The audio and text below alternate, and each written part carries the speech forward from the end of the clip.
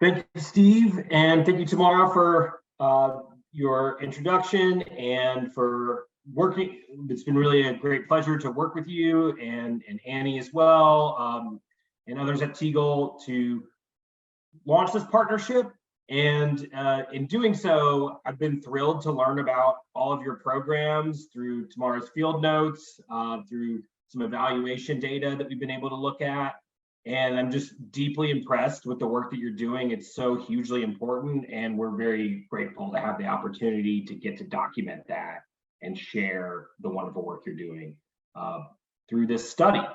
So I'm going to go ahead and share my slideshow. And oops, let me do the share screen first. And here we go. All right. Slideshow mode. Okay. Tamara just posted the agenda in the chat, but so I won't dwell here. But one thing I wanted to note is the language that we've been using of impact research partnership. And you may be more accustomed to thinking about evaluation, and we intentionally use the term impact research because we tend to approach this from the advocacy perspective that Steve just described. So the goal is advocacy. That's what we're always thinking about. How can we capture the best outcomes of these programs and show them in the most impressive way? And so we're not, whereas evaluation tends to conjure up more, is this good? How can we make it better? Those are often questions that you see on evaluation surveys. Ours are more about what are the impacts on these students' lives. And with this longitudinal study, we get to look at that over time, which is really exciting. So we'll describe how that longitudinal study is designed in a moment. Younger will walk you through that. I'll describe how we develop these surveys in partnership with Teagle and with project directors of KFF programs. And we'll then go into the types of questions that are in the surveys and why, how we will collect the data and the expectations of you should you choose to participate in this partnership, and how you can use these data to advocate for your programs in a number of different ways. We'll have plenty of time at the end for questions. We'll also pause in a couple of the denser parts of the presentation at the end of those where you can ask clarifying questions about what we just shared. And then we can have open-ended questions, comments, whatever you would like to ask or discuss at the end. So first, what are the goals of this partnership? So the main focus today will be on this first goal, gathering longitudinal data to help KFF project directors build and sustain programs beyond your funding period. Part of what you'll get out of this, though, is also that it will provide useful feedback concerning the most impactful aspects of your program and how you might build upon them in future iterations of the program. And it will also help Teagle understand the impact of KFF broadly. And finally, we will use these data to share with the broader humanities community the great work that is being done through KFF and advocate for the model that you've developed. And so it's also can be a way to advocate for similar programs that share KFF's goals. So there's 3 parts of this partnership. We are going to focus on part 1 today, but I wanted to give you, Tamara already kind of alluded to some of the other components, so I'll talk a little bit about that just so you have an idea, and then I'll return to it at the end. But this will be our focus today, is the longitudinal survey-based study of the impact on students. This process today will culminate in our sharing an opt-in survey that provides the information about what is expected of folks who elect to participate in this partnership, and collects minimal information from you just to confirm that you are on board. So We are also going to be documenting the impact of KFF on you all, on participating faculty, through focus groups that we'll hold after the conclusion of all of the programs at the end of the summer. We'll also be distributing a survey to any student TAs you employ through your programs. These could be undergraduates or graduate students. And finally, we will reach out to community partners that you engage in your programs to interview them about how participating in KFF impacted them. And then finally, as Tamara alluded, we have been researching funding streams. So we will be distributing a research report in the fall on the different public and private funding streams we've discovered at the federal and state levels who might be interested in funding a program like KFF. We've also been very focused on distilling the metrics that are valued by these funders, and also the way that they describe their own goals and the parameters of their programs. And sprinkled throughout this report, there will also be insights from the field from those who are engaged in the funding of these programs from different vantage points, both project directors who have received funding through different kinds of funding streams on campus, and also folks who are doing research on dual enrollment programs and higher ed access, and have a sort of larger vantage point on different models for approaching this issue. But our focus today, again, is the longitudinal study. So now Younger is going to tell you a little bit about how we've structured that. Awesome. Yes, thank you, Scott. So I wanted to introduce myself as well. So my name is Younger. I'm the higher ed research manager for the National Humanities Alliance. My background is in both the humanities and in social science research. I did my undergrad in English and then my master's in higher ed institutional research. And I've been working with NHA for about 4 years now to help document the impact of the humanities in higher ed. And so for this project, for the longitudinal study, I just wanted to give a quick overview of kind of what it looks like. So we've designed 4 surveys for students, and we will connect each student's responses to all of the surveys they take, which hopefully will allow us to follow their journey over a 2-year period of time and see how the KFF program impacts them. So the first is a pre-program survey. And Scott, you can advance the slides. So students will take this one before their KFS program, as pre-program indicates. So this survey will be kind of a baseline to help us understand students' connection with education broadly, but also more specifically, reading and literature, and how they're thinking about college, kind of getting where they're at before they actually engage with the program. And then the second survey will be administered right after the program, right at the end. Ideally, once the majority of the program's material has been covered, but before they physically leave the program to go home, right? So we sort of catch them hopefully in a nice sweet spot. And so generally we have really good response rates to these types of surveys when a faculty member or a teacher takes some time during a class or some other place where students are gathered together to get students to kind of look at the link and get them started. And these surveys can all be completed on computers, smartphones, tablets, any other device. And we'll talk a little bit more about that later. And so this survey, the post-program survey, will focus on students' experience of the KFF program itself, and then how it's impacted their thoughts about things like going to college, being a civically engaged citizen, perceptions of education, and so on. And then the third survey is going to be administered 1 year after their KFF program. So this should be the end of their senior year of high school, and it will ask about how KFF impacted their senior year, including things like their class choices or extracurricular activities, We'll ask about the year-long civic engagement project if they participate in one. And then, of course, also their plans for college, what they're doing after high school, things like that.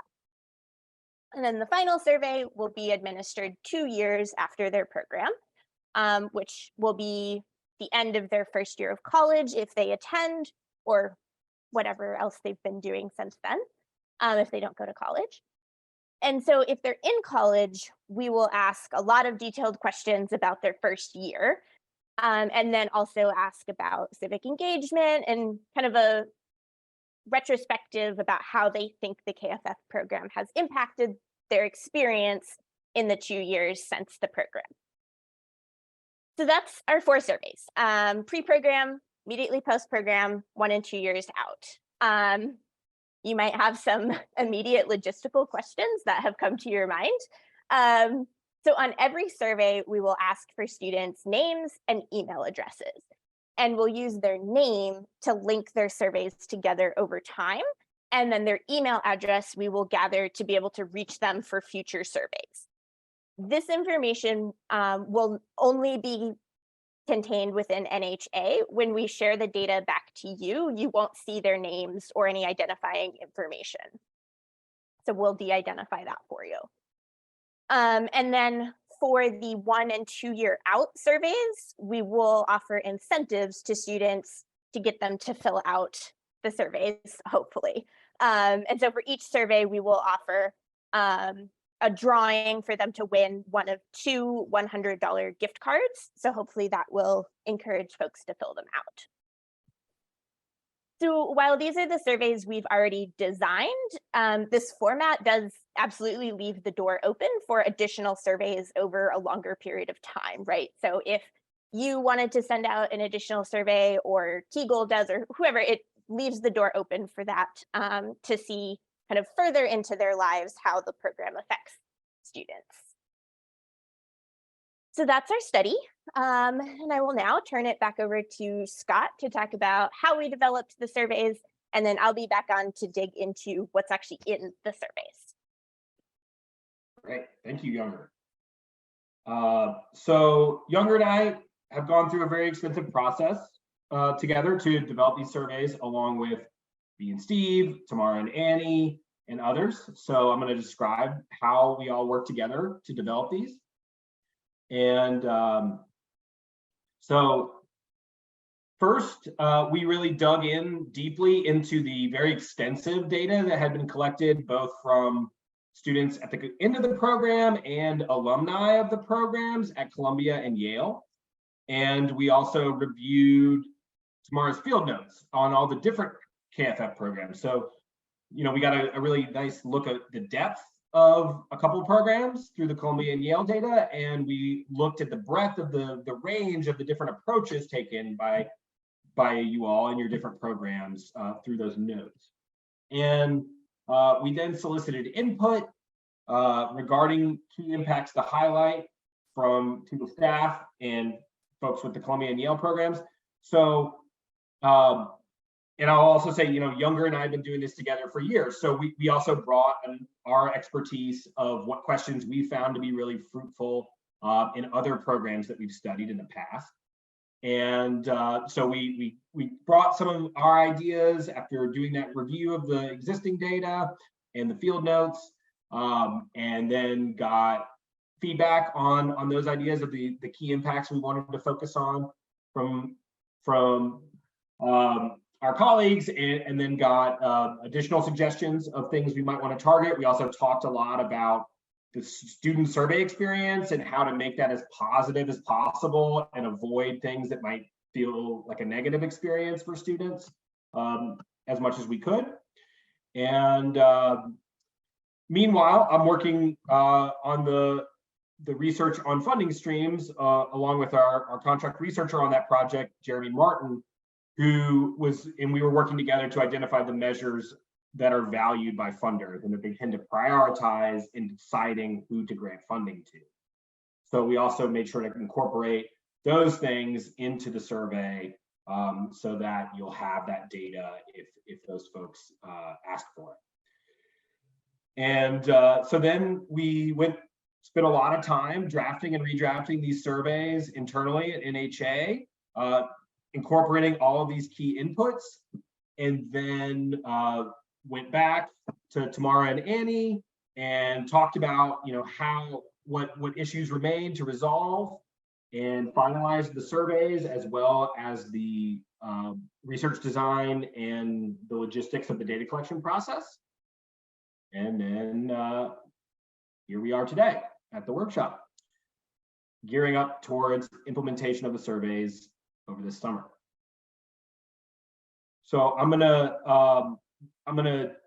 pass it to Younger here in a second, but I'm gonna stop sharing and let her share. And then I wanted to pause while I do that to see if there were any questions, clarifying questions, what's been shared so far.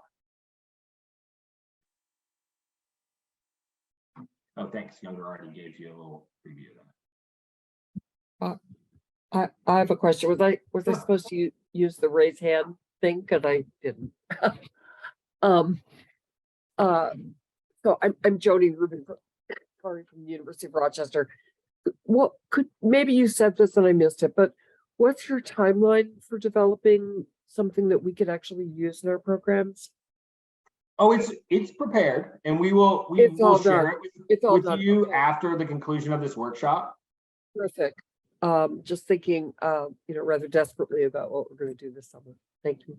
Understandable. And part of why, so just to explain why we did it that way, it's 4 surveys that are pretty extensive, right? So we thought it would be overwhelming to share all 4 of these surveys without context. And so Younger in a moment is about to describe the types of questions that are in the survey to help make that a little bit more digestible before you approach the 4 surveys themselves. Sarah? I have a question. Oh, sorry. I was calling on Sarah because she had her hand up, but you can go. So my question is, a lot of times when we're in my course, we teach the idea of nothing about us without us, right?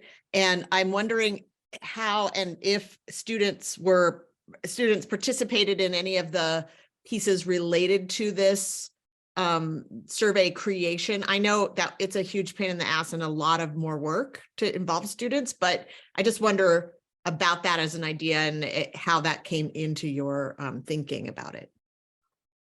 Excellent point. And I do think that is a great principle to act upon whenever possible. In this case,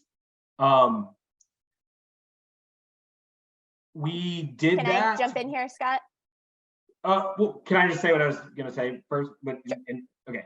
So we did that through the review of the previous data, right? So we read a lot of survey responses from students who had completed programs. We read responses from right at the end of the programs, and we read responses from alumni. So that was the way. They weren't in the room with us, but we really listened to their voices in developing the survey. Younger? Yeah, and one of the things that we are hoping to do this summer is for the programs that run the earliest to be able to really look at those first responses from students and make adjustments if needed for later programs. And then, of course, when we do this again next summer, to also integrate all the feedback we get this summer as well. So. And I'll also just add that, a lot of these questions, either a very similar form of the question, or in some cases, an identical form of the question, we have experience asking students of these, these types of questions. So a collaborative process with high school students to create a survey sounds pretty difficult to me to achieve. But I think that we've really done our due diligence in terms of really listening to what the students have had to say and thinking about how to ask the question.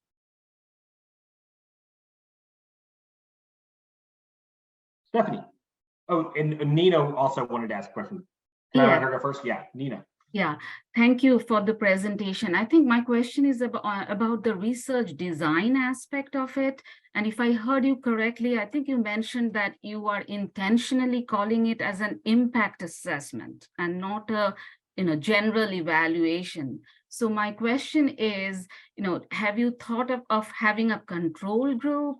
Or because, from our first year experience, we see that many of our students are good to begin with. So if we are really planning to look at the impact of KFF on their future goals, how do we control for the fact that they, come to the program, the very fact that they have applied and, they have taken up so much of, effort to apply to the program, it has something to do with their inner motivation. So maybe, at some point we can control for that or have a control group to really know the impact of the program. Thank you for that question, Nina. So a couple thoughts there. One is, we talked about both with Jeremy and with Tamara and Annie, we talked about, what would be feasible in terms of the control group and what would be necessary. And so one of the things that we were really focused on before we made that decision was talking with Jeremy, going through that research and seeing if having a controlled comparison would be essential to meeting the standards of evaluation set by funders.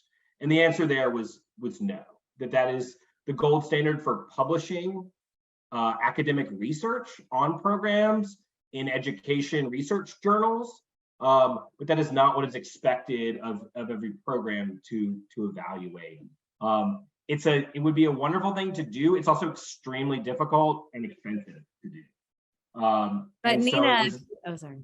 Go ahead, Tamara. I just want to say that I'm writing down all these ideas also. And like, this is our first stab at what this could look like collectively in a way that would be immediately useful, but it doesn't need to be our last one. So I'm writing down these ideas. Nina, if you have a control idea how to do this in Valdosta, we could think about that too. Yes, I think in the initial application, maybe we can add some questions that, maybe their, motivation prior when they are actually applying to the program, and maybe, we can control for that. But even, there are some ideas, we can talk about that. Maybe Yes. we can talk about that offline then, but thank you so much. And I also saw Sarah's question, and anyway, I'm keeping a record of all this.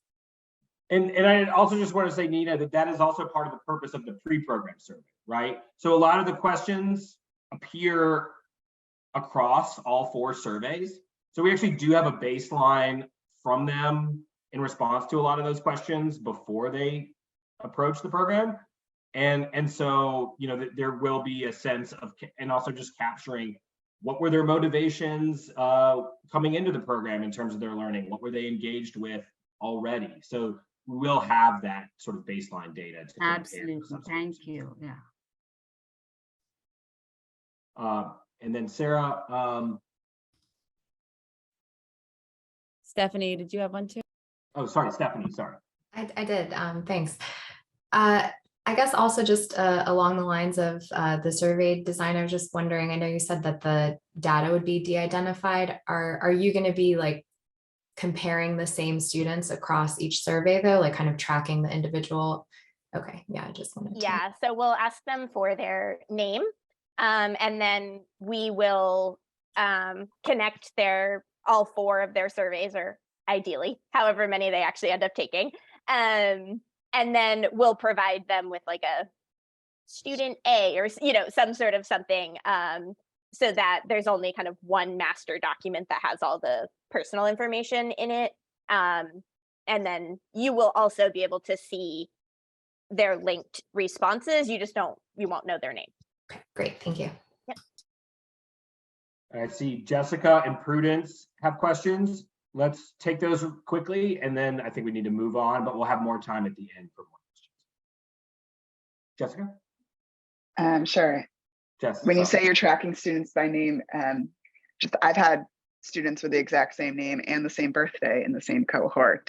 So just think about the logistics of how we're going to track students across time just by name.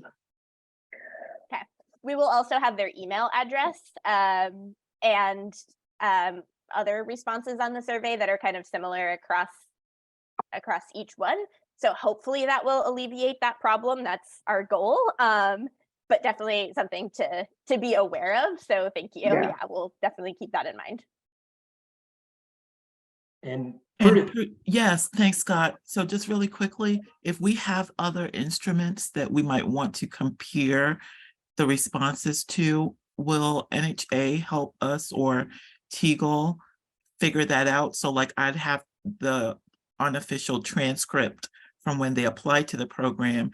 And I was curious after they graduated if grades improved or did not improve. And we also integrate families in. So we wanted to really also survey parents or guardians about their perceptions of the students and their progress or no progress, et cetera. wonderful, Prudence. I think you know, that's fantastic that you're doing that. And none of what we're doing here is mutually exclusive with any other evaluation efforts that you might want to undertake in your programs. So applaud that. And we will also be asking the students in the 2-year out survey for questions about their, you know, their college grades, the courses they've taken, how many credits they've completed. So we'll kind of be able to build upon what you've already been doing there.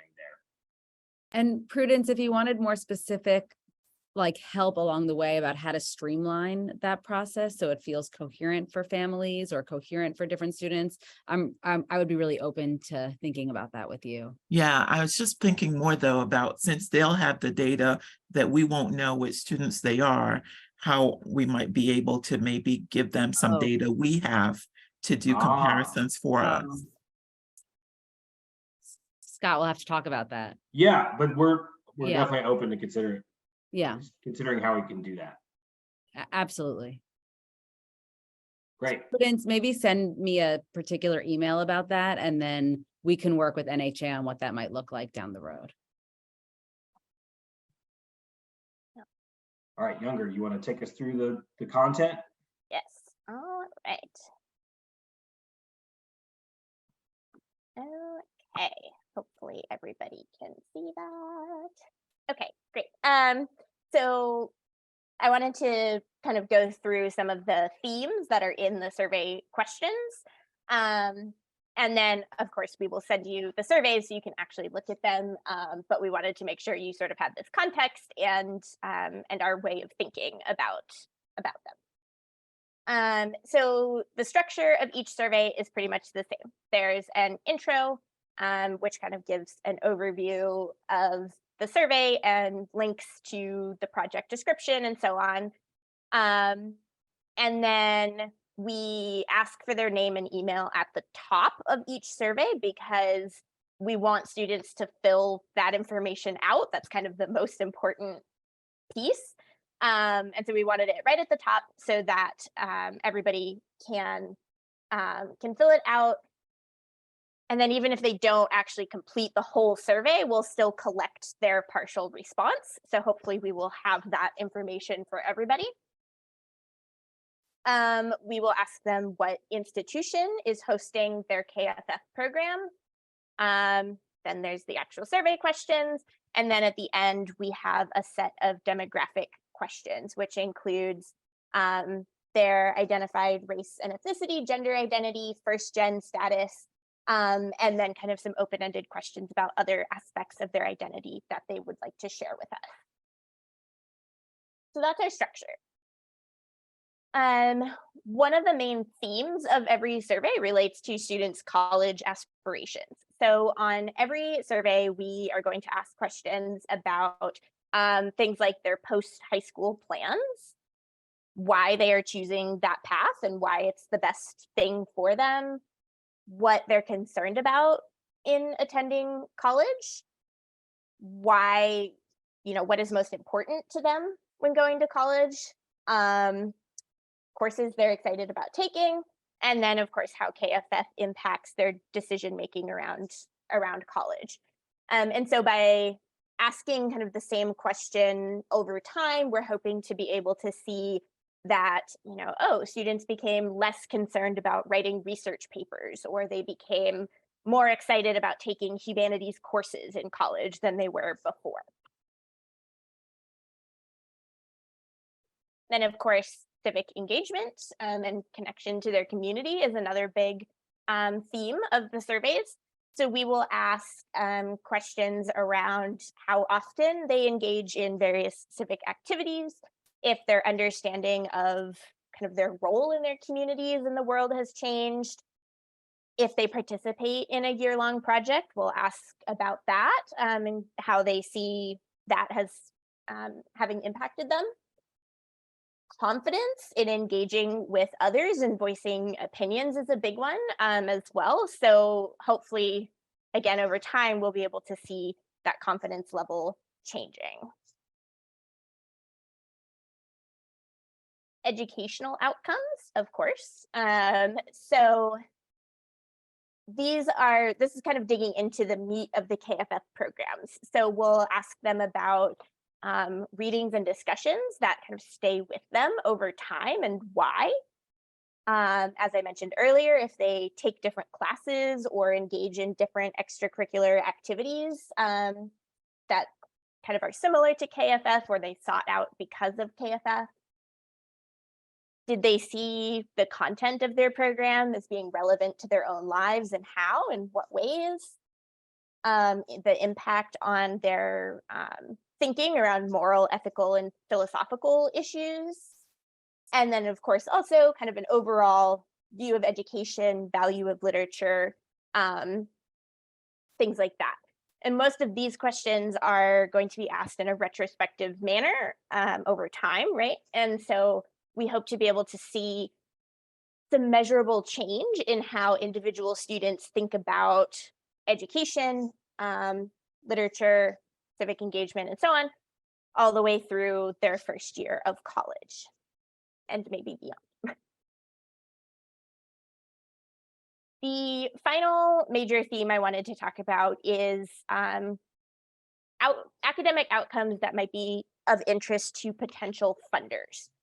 So this is really based on our partnership with Jeremy, who's our researcher, who is looking at all the different ways of funding programs like KFF. And so he identified some important things that people seem to be the most interested in. So high school GPA over time is a very important one. We might know it's not really the greatest measurement of success, but it's a number that people seem to want to know about. So it's on the surveys. How being part of KFF changes and the student's perception of the host institution is another one, particularly if it's a possibility that the institution might fund the program in the future, right? We'll also ask if they choose to apply to or attend the institutions that hosted their program. And then we have a whole suite of questions that dig into students' first year of college, if they choose to go immediately after high school, of course. So we'll ask about the courses they took, in what semesters, what grades they received. Did they feel that KFF helped prepare them more for college, if it impacted the types of courses they took? Did they feel more prepared for college level writing, and so on. So we'll really get into that on that 2-year out survey. And one of the reasons for all of this is because a lot of the research shows that we can kind of predict college success based on many different parts of their first year of college. So that is our goal for kind of asking this suite of questions, even though it might seem kind of a bit invasive at first when you look at it, because it does really get into what they did in that first year. But that's our hope, is that we would be able to then kind of extrapolate the impact of KFF and their, predicting their future success in college. And so our hope is that with all of this, these academic outcomes data, you'd be able to combine it with all of the quantitative and qualitative data from the other parts of the surveys to tell a compelling story about the impact of your program. We will also send you kind of yearly reports on our takeaways from all of the data across all of the KFF programs to hopefully help you kind of connect the takeaways from your own program to the takeaways that we see in the KFS program as a whole and the impacts and the importance. We will share these surveys with you, as we've said. It'll be coming after this meeting, along with there's a description of the study for you, and lots more, so that you kind of have it there, and you don't have to remember everything we're saying now. And so if you have any questions about the surveys once you review them, you can feel free to email me, and then we'll make sure you have my contact information and all of that. Tamara. No, I just wanted to make sure to add that the survey is a mixture of like multiple choice questions, but there's a lot of room for actually like the qualitative feedback that is, I think, such an enriching part of the evaluations you have been doing. So we'll get a lot of student voices. We'll be recording those voices, and I think, as Sarah alerted us to, if there's ways to get student feedback even on the process, we'll be thinking about that also. So I just wanted to make sure that you knew that there was a piece that's quantitative, but is still a very large piece that's qualitative. Mm-hmm. And then the other just thing I wanted to say is you'll be receiving an email with a recording of this and all of the documents by the end of next week. So it won't come today, but it will come next week. Yes. And Sarah, in answer to your question, how long it will take, these are pretty extensive surveys. So the pre-survey is pretty fast. That one should only take maybe 10-ish minutes or so. And then the later ones, I think, will probably take between 20 and 30 minutes. So they are a little bit more extensive. That's right up front in the top of each survey, as please plan to take this amount of time. And hopefully for the later surveys that are the 1 and 2 year out, it is definitely an ask, but hopefully the incentive we're offering will help, as well as the, hopefully the program impacted them enough that they feel compelled to tell us about it in the survey, which from everything I've seen is 100% that's true. So I think it'll be okay, even though, yes, they are pretty extensive 30, 40 question surveys later on. Okay, so this is a good time to pause for questions, actually. Let me go ahead and stop sharing. Okay, so if you have any questions about the content of the surveys, let me know here, or you feel free to review them and shoot me an email later on. Actually, let me drop my email in the chat right now so that everyone has it.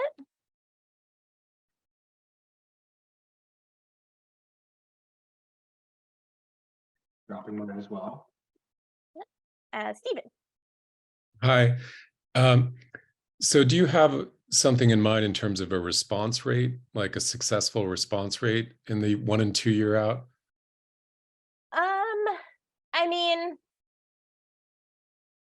or like a meaningful, I'm not a statistics person. Like if you got back 20% response rate, is that, can we infer meaningful things from that? I don't know. Yeah, I mean, so with these types of surveys, I think we can infer meaningful things no matter how many people respond. But I think it's a good question. Ideally, a 20% response rate is pretty good for any survey. And I think at this, this is the first time we're doing it, so we'll sort of have to see what happens, and then maybe make adjustments later on. So just quick, my own, even with, I had a fantastic connection with the students, and even as the months go by, it's harder and harder to get their attention over email. Yeah. So the inducement with the raffle, that's smart, but a 20 or 30 minute survey might be tough. Just registering. Yeah. I definitely understand that. And I will say we've had pretty good luck in the past with surveys we've done with getting pretty good response rates from students. And so I think we've tried to really build in all the things that we've learned. yeah, but yeah, it's definitely, I also just want to add, I think we will all be very adaptable. Like we're just going to learn about how to do this well. Makes sense. yeah. Who is next? Sarah? Yeah, I just had a quick question, which is in the initial survey, the sort of pre-program survey, a lot of the students that I am working with are pretty freaked out about college in general. And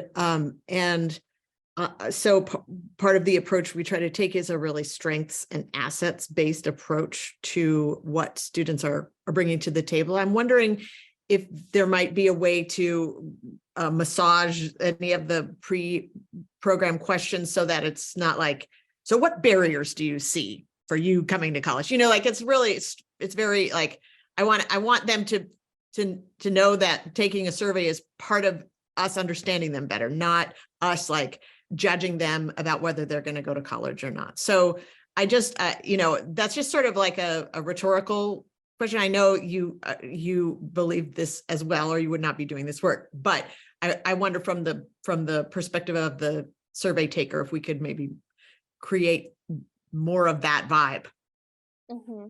Yeah, and we talked a lot about this, and so we wanted to sort of balance something to be able to measure over time, right? So something like there is a question about what are you concerned about, right? That's something that we can ask over time and see a change in. But there are also plenty of questions on the survey that are like, what are you most excited about? What are you looking forward to? What is important to you? Those types of questions. So I think we've managed to strike kind of a nice balance. And there, let's see. Yes, there are questions in answer to the question in the chat. We will ask students what they're doing. And so then there will be different questions for students who attend college and those who don't. But I just want to add, this was really top of mind for me, Sarah, when we were doing these evaluations, and specifically, I feel like there's a lot of areas to think about it. I would say it's extremely top of mind for me around college and which college, and really trying not to assume inside the survey that there is a better or worse choice.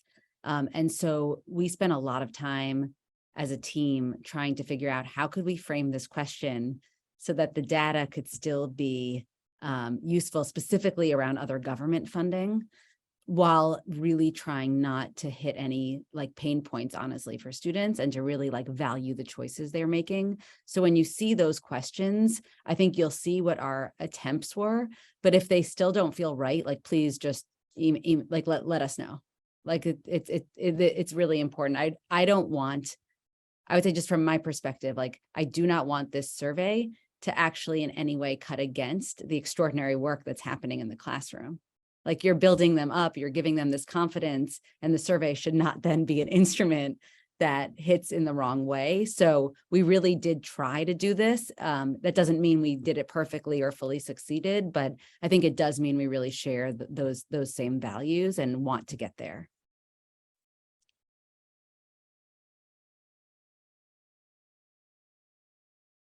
I see a hand up. Yeah, that's me. And I think, Tamara, you kind of allayed my concerns in this area, because we have such a diverse group in terms of aspirations and then what the students actually end up doing. I think, how can I put this? I think I have to put this quite starkly. I see that this data will be enormously useful for us in seeking other funding. But I guess I was a little bit concerned about the uses that Teagle might make of it, in the sense that, so our program at Rochester, first of all, because of COVID, we couldn't make certain connections during the academic year that I know is a hallmark of the Columbia program in particular, where students continue to come to campus and work on a project during the academic year. We couldn't do that. So, you know, the impact, the corresponding impact on students' reading and writing abilities is going to be, it's not going to show up as much in our data. And, you know, so I've got this kind of paranoid fear that, oh, well, you know, they didn't really succeed in this measure because they didn't do this thing. And so I just don't want Teagle to decide, not about our particular program, which is coming to an end in terms of our Teagle funding anyway, but what's a good program, what's a bad program. Yeah, I don't know how you're thinking about that data. Does that make sense? Makes total sense. Can I make sure I understand the question? I think you're concerned that the Teagle Foundation could then use this data to kind of assess the value of these different programs and maybe, right. And I will just say, personally, I don't think that's the approach the foundation takes in general towards grantees. Right, I know that. Yeah, right. and I think the way that we would read the data would really be to look for, I think one thing we're very excited about with these different programs is they actually have different assets. Like some programs are really, really strong in the year-long part. And the faculty, they haven't always had the most consistent faculty in the summer, or their summer seminar is absolutely extraordinary, but they've never really been able to get students to come back to campus because that would be impossible for students, or they don't have the gas money. Like there's a million reasons. Listen, and I just want to say from our perspective, we understand in the deepest way that this is a complicated program to run that has a lot of elements. We think of it as like a really deep wraparound program. And we are trying to figure out how to support faculty who want to do this work. And so we would be reading it and just saying, okay, do we need to offer more support in this direction, or helping as a partner in troubleshooting areas where you might want to grow as a PI? Like I think that would be the attitude and approach the foundation would be taking. Well, I'm sure that's true, and I've always understood that, but I just wanted to voice that. I don't know if anybody else had that concern. And this is recorded, so you guys can, hold me to it. Right. And I would also add that I think this is where the difference that Scott was talking about earlier between an evaluation and impact research kind of comes into play, because we aren't asking students questions like, what did you not like about this program, right? We're asking about kind of how did it impact you? How do you think differently about things now? And so hopefully it's gathering data that can be used in a forward-thinking, constructive manner. That's the goal anyway, so. Right, and just to piggyback on that, I mean, that's also part of what makes it's a long survey, but it's a little bit more engaging than your typical survey in that way, because the central focus of the survey is the student themselves, their growth, their development. And of course, it's always the topic that people tend to be interested in. So, I think a lot of the questions, there will be an educational value and perhaps an enjoyable experience for them in answering some of these questions and reflecting on some of these things the way that they're asked, as opposed to being asked to evaluate a program for the purposes of the program.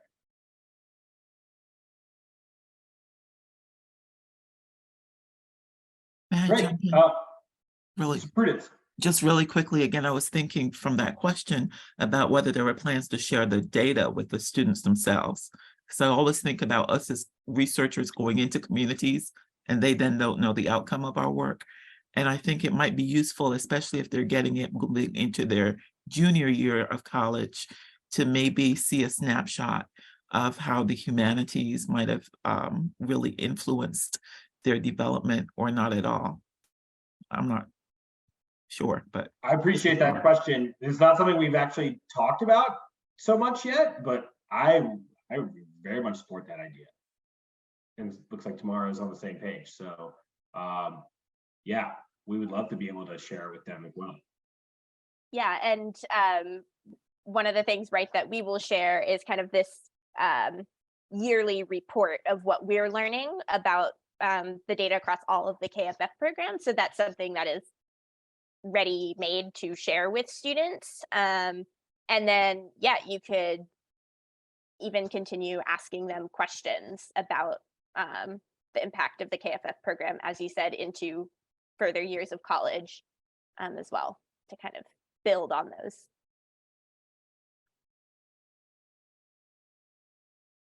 Great. Well, let's get through our I data think there was collection one more process. question. Sorry, Oh, Stuart. sorry. Stuart, did you have a question? I just saw your hand up, and then we'll keep going. Sorry. Yeah, I apologize. And this is maybe just to put sort of a bug in your ears, that a couple of things. It occurs to me that there are a great number of programs that resemble KFF in the sense that, you know, a lot of people are working on this larger question of access to higher education. And I wonder if there is any thought about sort of pooling some of that data, if you know of other programs like this, larger sort of nationwide initiatives that we could look at, not necessarily to sort of crow about our success vis-a-vis theirs, but just to sort of look at the successes that we're having, if there are relative aspects of the program that work perhaps more strongly than others. So that's one question. The other is sort of in the other direction. I am just wondering how this survey can help an individual program assess itself sort of locally, and whether you've given thought to how we can assimilate some of what you're offering in the way of the survey to our own kind of internal assessment, so that we're figuring out what works sort of individually among ourselves as programs, because of the kinds of differences that Tamara was talking about. So I do see a sort of a local use, and also with respect to what Prudence was saying, sort of looking at relationships with partners and that kind of thing.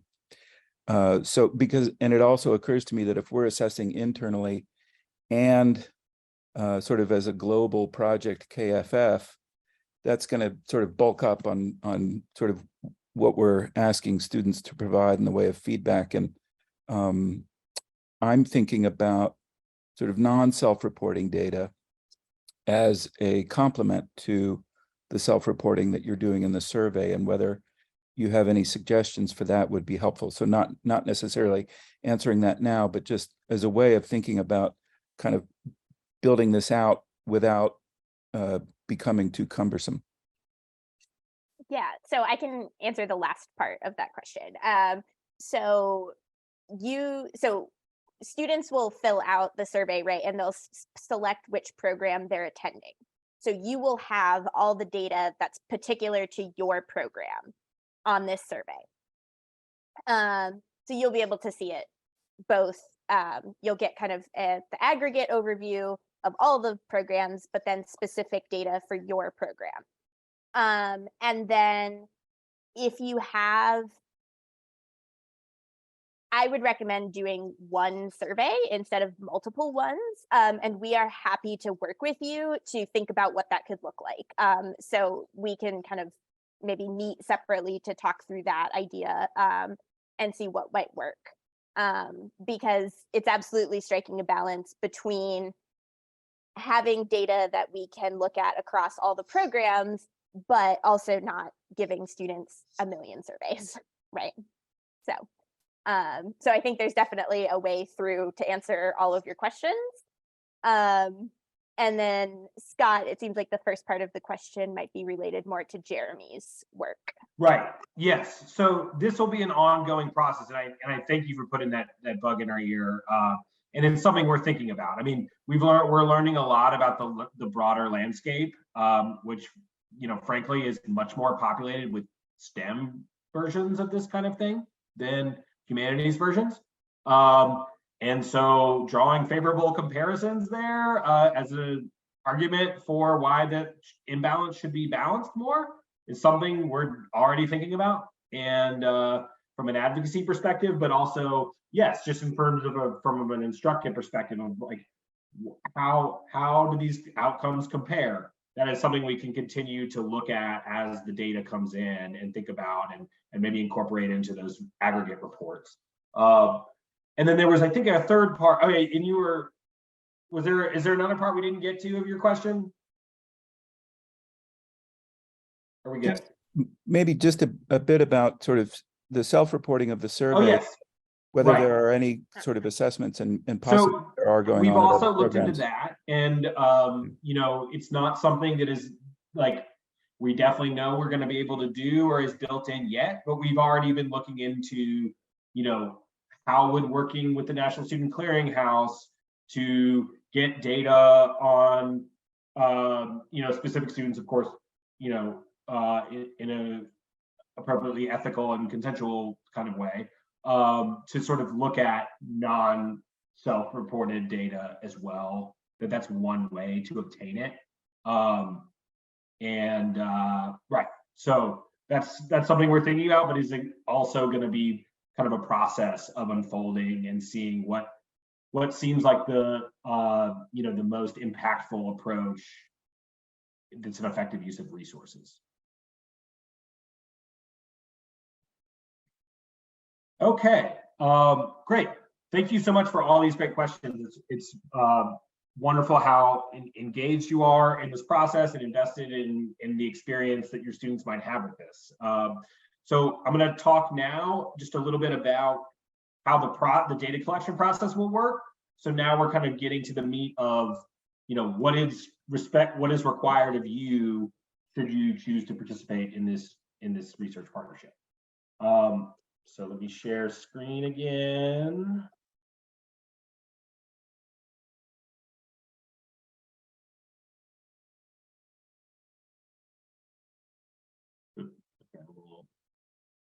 These ones. Okay, so the first part, you know, one of the three questions in the opt-in survey is asking you to identify one person to be the contact person for your program between NHA and your program. You'll be hearing from me primarily, you know, it's just we've learned that there's a tragedy of the commons situation that can happen even when two people are copied on an email in terms of who's responding, and so it'd be really good to have that clear. That said, anybody affiliated with your program can ask us questions. You know, feel free to send questions. You don't have to send it through your contact person. It might be a good idea to copy them though. But please have somebody whose responsibility is to respond to the communications. As we said, the surveys will be administered via Qualtrics, which is a really powerful, wonderful survey implementation service. And one of the best things about it is it's very well optimized for all kinds of different platforms. So these can be completed on phones, on tablets, on computers. There isn't really a print option to do. And I know and applaud as a former instructor and somebody who worked at summer camps for a long time as well, that many of you are going tech-free in your classrooms, which I think is really great. And you may perhaps, you know, I've heard that folks have used phone baskets and things like that to sort of collect students' phones. This might be a time where you break those out and just redistribute the phones to students so they can complete the survey, and then they can return them. It doesn't require a computer. I know that many of you are going computer-free, which I think is great. So again, the pre-survey will be sent 1 week prior to your program beginning. So we'll have a calendar that's, we know when all of we know your programs will all happen at the same time. We'll time it with your program 1 week before your program starts, and then approximately 1 week before your program ends, we'll send the post-survey. So the pre-survey, it's your task to distribute it to students either before they arrive or just after they arrive. For the post-survey especially, we would really strongly encourage you making some kind of time for the students to complete the survey. Now, that could actually be on a bus to a field trip that you're doing if the students have their phones, or it could be formal class time, or it could be some kind of downtime that comes up. But in some way, we just find we get much better response rates than if the students have to make their own time and remember to do that. Again, the raw data will be returned to you after the summer. responses will be de-identified, and then you'll get the aggregate report towards the end of the year, evaluating the data collected for all participating programs for this summer. So what can you do with this data? Let's talk a little bit about that. So the key kind of overarching point I want to make is that, in leveraging the data, thinking about who you'd like to engage and thinking about what their priorities are in considering the data to bring to them to demonstrate the impact of what you're doing in your program. So, obviously deans, provosts, presidents are some of the most impactful people you can influence in terms of showing them why this is such a great program. So thinking about what their top priorities are and their strategic plans, what are they emphasizing? How can you put the forefront the data that speaks most clearly to those priorities? And looking for opportunities to present these data and information about your program to campus stakeholders. So that includes upper administrators. It also might include the admissions office or the Office of Diversity, Equity, Inclusion, and thinking about this is a squeaky wheel gets the grease situation. For instance, we've had partners be able to get 15 minutes on the docket of the meeting of the Board of Trustees and be able to present to the trustees a program that they might know anything about. So these are, that's kind of the highest ask, and then there are lower asks of time that you might ask for people to learn about your program. So encourage you to reach out and try to make those opportunities happen. In terms of external funders, this is something we'll spend a lot of time on in that report. What are their funding goals and priorities? So there'll be a list of different funders you might consider reaching out to at both the federal and the state level. So thinking about, spending some time reading what they say their biggest goals and priorities are, and thinking about how your data speaks to their priorities in making your outreach efforts. And then also, leveraging data to recruit future cohorts. So which data speak most powerfully to the students themselves or their parents.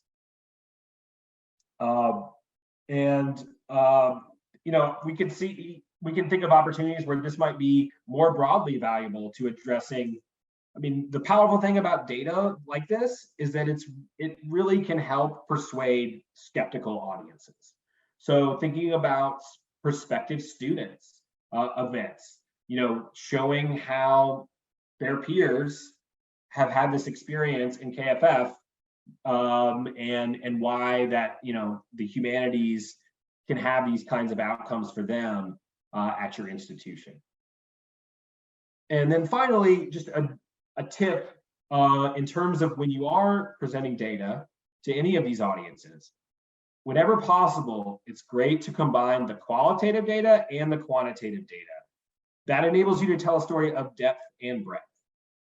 So for instance, we have a number of questions on the survey about a sense of belonging and connection in the program to their peers, to instructors. And so, when you report that aggregate data, the quantitative, this percentage of students strongly agreed that they felt a sense of belonging in the program, that tells a story of breadth. But maybe the qualitative answer of a particular student tells a story of great depth about what that meant to them to have this really vibrant community devoted to this kind of learning to be a part of. And so when you put those two together, the sum is really greater than the parts. You're showing what kind of subjective experience of great depth can be behind any one of those quantitative responses. All right, so next is, I'll get into some next steps, but I see a question here. Is that me? Yes. Okay, thank you so much for all of this.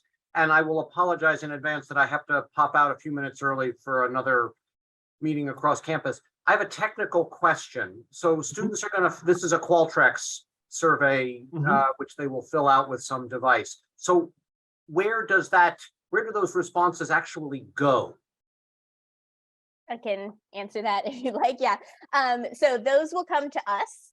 And so then we will, so it's one survey for all the KFF programs that participate. So we will take the responses from your specific program. We will de-identify them from the student names and so on, and then share that with you in a spreadsheet format. So in that sense, we don't actually have to create any of this data ourselves. You're going to do all of that on your end. Okay, just wanted to clarify that. Yep, it's just a link that we will send you that you can share with the students, and then we do the rest. Okay, thank you. Yeah. Great. I can't see everybody, but were there any other questions before I move on to my last slide here? Okay, so just finally, just wanted to circle back on the next steps. So the first is that the opt-in survey, if you could please, which I believe Younger just placed in the chat. Yes, thank you. So we would really appreciate it if you could complete that by May 31st, if you intend to participate in this longitudinal study, so that we can be prepared to send all the surveys to all the participating programs in June and July. Wait, Scott, Jessica's Yes. just saying that with the opt-in, it's saying that everyone needs permission to fill it out. Yes, I can change that. All right, Yeah, Younger you will change take care of that. that. And then we'll put a Younger, when you change that, will you repost the link for everyone? Yes. Thanks for catching that. Appreciate that. You're going to send this by email also, right? Yeah, I'll say it again at the very end, but I'm going to be emailing everyone at the end of next week, just so we can have send it out with the recording of this. And we're now getting into some more kind of future oriented stuff. So are there any other questions about the opt-in process?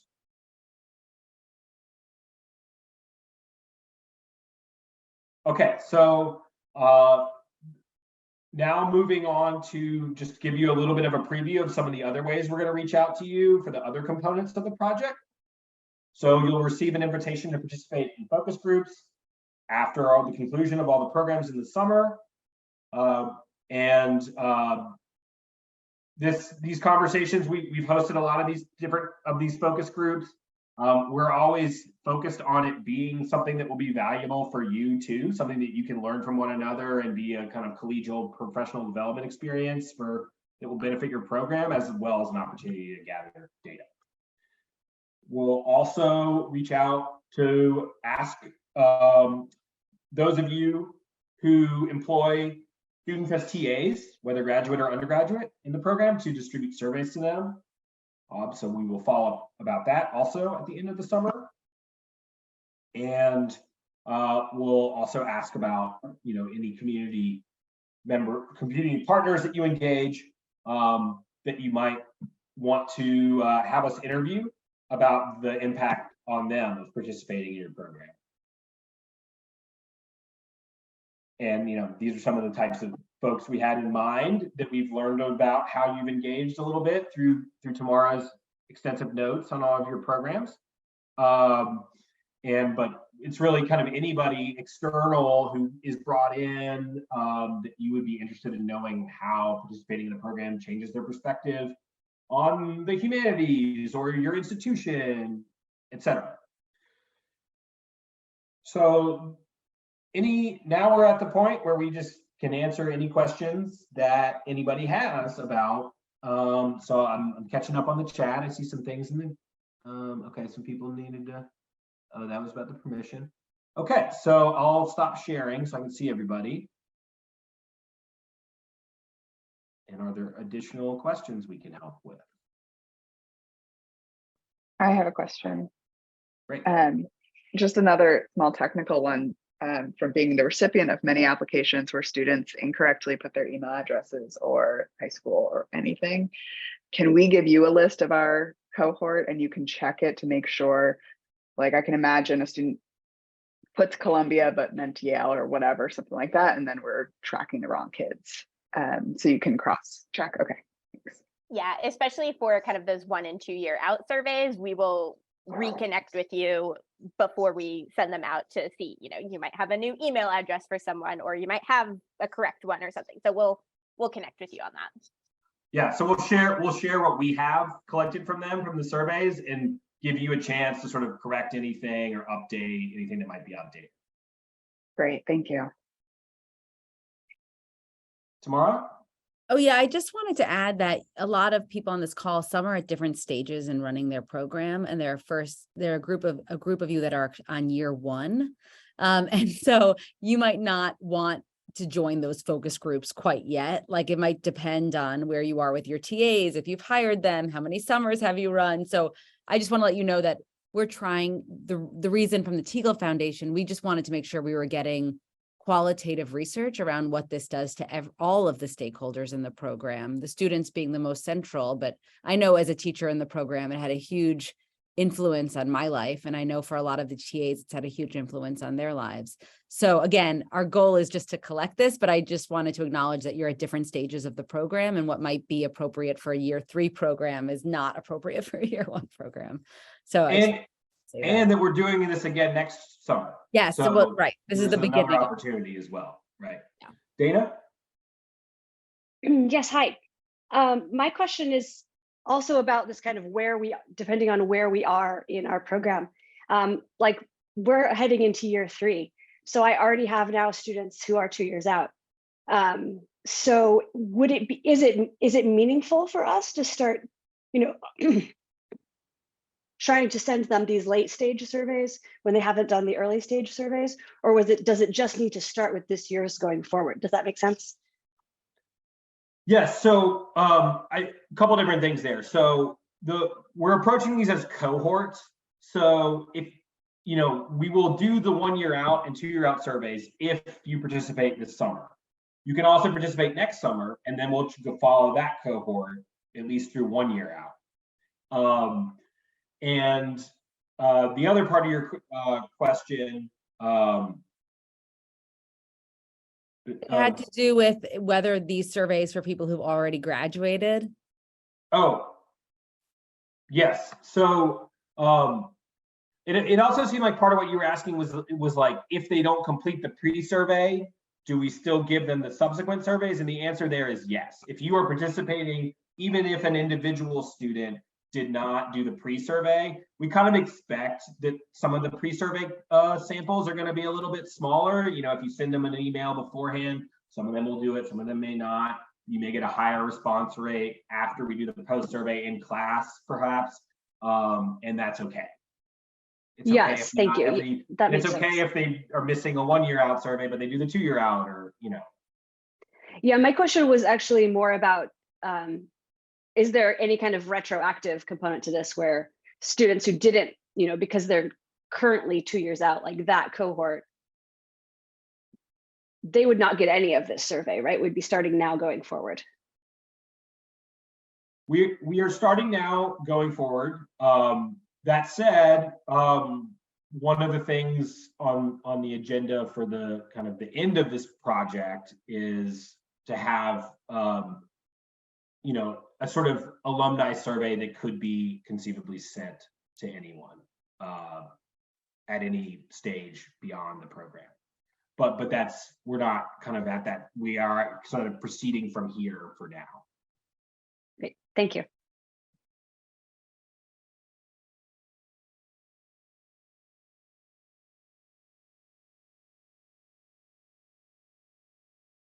Scott, if I could jump in, this is Prudence. So I'm going back to earlier question, and I'm feeling like I'm losing my train of thought. I'll come back to you. Somebody just sparked something for me. It's okay. Stephanie? Sorry, I just wanted to clarify. So are we going to be able to see the surveys before we opt in? Yes, absolutely. Okay, just making sure. So we're going to be we'll share a PDF of kind of the survey questions, and that will have the link to the Qualtrics survey that you can then access and kind of click through as if you were a student. And you can do that however many times you want in the Qualtrics survey. We'll know in the back end that those are like sample responses. And will they also have the Google Doc, the PDF version that, yeah, you'll also have a PDF version where you can see the entire survey in one place. Yeah, and I just want to reiterate that this is an iterative process. It's honestly a part of us doing this is that this should be easier for you. Like you just send a link and don't need to do all the work to do these evaluations, which are part of the grant process with or without this particular survey. So the one, it's just to make it a little easier. Two, it's really to make it, to build this case for ideally like state and federal funding long-term or other forms of funding. But it's not meant to be onerous. And if there's anything that makes you uncomfortable or if you don't think is right, this should be an open conversation. And even if we can't adapt the survey in year one, we take all your feedback very seriously, and we'll be thinking about how to, consistently improve these surveys. Yes, Stephanie, yeah. All right, one more question. And is this something we can continue to be a part of even if we're no longer on a TEAGLE grant? Yes, and yes. And the Knowledge for Freedom Network, it is our dream that this is sustained as an entity under many different conditions. But we also, we really are committed to helping all of the programs be sustainable. Yeah, and once you have these surveys, we encourage you to use them as long as you would like to. They are yours to keep using. Mm-hmm. Can you just say one thing in our last minutes and then we'll close? Julia, do you want to post? Yes. Yeah. So, okay, go ahead. Yeah, so the question in the chat was about IRB approval. I will say we have been doing this for 6 years and have never, ever had to do an IRB for any of this type of work because it's all considered an individual program evaluation in kind of IRB terms. It's not considered human subject research.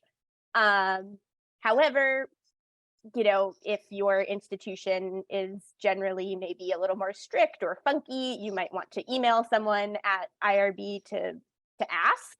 But I will say every time anyone has ever asked, it's been no is the answer. Yeah. The only reason you would need to go through IRB was if you wanted to have the option to publish in an academic journal about using the data that you collected. If you want to do that, then you do have to go through IRB and it becomes human subjects research. But publishing, the data being distributed as a report on the KFF program is not a problem.